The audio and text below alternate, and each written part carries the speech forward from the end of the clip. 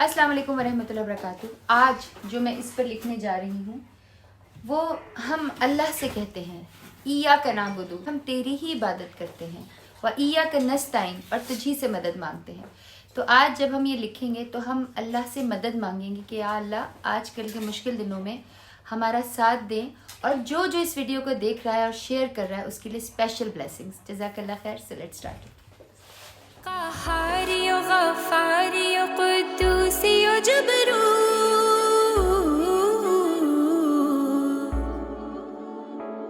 قہاری و غفاری و قدوسی و جبروت، یہ چار عناصر ہو تو بنتا ہے مسلمان، ہر لحظہ ہے مومن کی نئی شان نئی آن، گفتار میں کردار میں اللہ کی برہان، ہر لحظہ ہے مومن۔